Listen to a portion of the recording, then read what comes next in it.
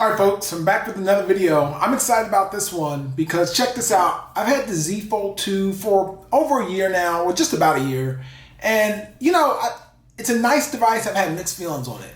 But they had such a great trade-in offer, I decided to trade in for the Z Fold 3. Now, honestly, you want to know what's the difference between both of them? That's the same question I had, and we're going to answer it right now.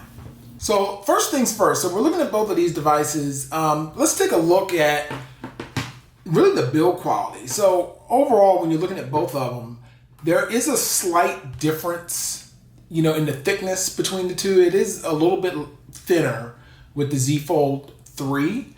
Also, it's just ever so slightly lighter. I think, you know, both these devices are definitely heavy and they're thick and all that good stuff, but it's a little bit, you know, lighter with the Z Fold 3.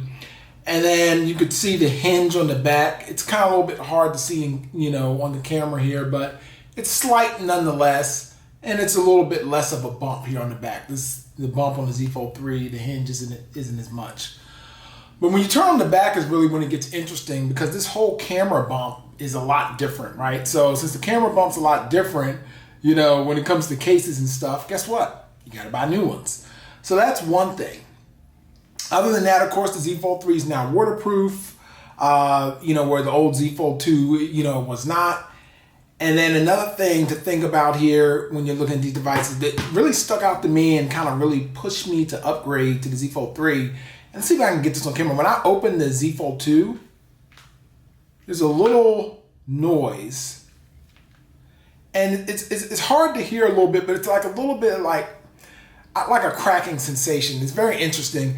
To be honest with you though, I haven't had any issues with the screen for the past year. It's worked great. I think it's, you know, it's 120 hertz display on the inside. But check this out. Since the Z Fold 3 has been upgraded, it also has 120 hertz display on the outside. So like if I go to websites and let's say I'm on ESPN or something like that and I'm scrolling, it's going to be hard to catch this stuff on camera, but the Z Fold 3, I could definitely tell a difference in the speed and so forth using the Z Fold 3. So I definitely like that. Some other things I would say about it, a lot of it is really the same, to be honest with you. I'm not going to sit there and tell you I think it's really worth it to do it, unless you're really concerned about the screen quality, you know, breaking, because this is going to be out of warranty soon. And then also the pre-order deal with this, I also was able to get the free warranty that I was paying $12 a month for on this Z Fold 2. So that's some of the things that stand out about it. I think the speakers are louder on the Z Fold 3. Camera quality is very similar. They both look good. Of course, I can't forget this at all. You know, with the Z Fold 3, you have that under display camera, and let's just be honest, it doesn't look that good. But it's good for video calls, and I do think it's a little bit better when you're watching videos and such. So definitely appreciate that. Screen is brighter, and then also I'm gonna show you a couple of the accessories I got when I got the Z Fold 3. So I got this flip cover with the pen. As you can see, it's still in the box because I put it back in the box. Because this flap is just terrible. I'm not even going to pull it out, but it's not worth me showing it to you. But the S Pen's okay, but it's kind of like an afterthought because it doesn't attach to the phone in any way like a Note. So, you know, if you want to get the S Pen, it's fine, but I don't see myself using it. So I'm going to have to sell this. I'm not sure what I'm going to do with it. I also got these, the Smart Tag. I haven't tried it out yet, but I will. You know, probably talk about this more in the full review, which is pretty nice. You know, pretty similar to the AirTag. But the one thing I have tried out, and they are pretty spectacular, are these Galaxy Buds 2. So really had a lot of fun with these so far. I like them. They're much better than the Galaxy Buds Live I had last year. And then capping that off, I do want to talk about the case because I just got this Samsung case. Now this is the silicone case, and it's definitely pretty nice, and it fits on, and it doesn't add a lot of profile. One thing with the Z Fold 3 is definitely a lot tougher to open, you know, compared to the Z Fold 2. The 2 was kind of, you know, simple to open. It really didn't have as much force.